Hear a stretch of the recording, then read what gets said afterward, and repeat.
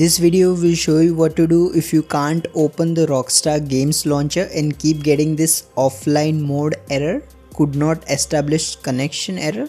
So to fix this, the first thing you need to do is open the file explorer and then go to this documents folder. In here you will need to find the Rockstar Games folder. Now here click on the social club folder and then delete it. Once you have deleted the folder, go to the C drive on your PC. Now here you will need to click on program files. Now here find Rockstar Games.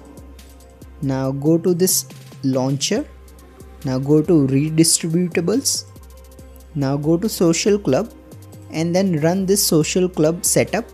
Once you have done this, see if the Rockstar Games Launcher works. If it doesn't, right click on the start icon and then select terminal admin from the list. In this window you will need to run a couple of commands. So the first one is this ipconfig /flushdns. I'll also leave them in the description.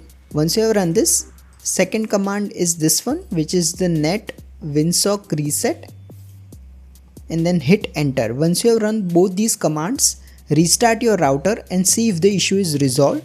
However, if nothing else works, what you can do is open up your web browser, sign into the Rockstar Games in your web browser.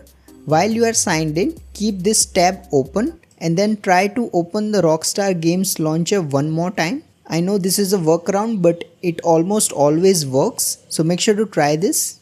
However, if this doesn't work, what you can do is connect your laptop or computer to a VPN connection. If Rockstar Games Launcher has banned your Wi-Fi network, using a VPN connection may help fix the issue. Finally, if you are using OneDrive on your Windows PC, make sure that you are signed into your OneDrive account. If you haven't signed in, make sure to sign in and your issue should be resolved. If you find this video useful, please don't forget to like and subscribe to Glitch Guru.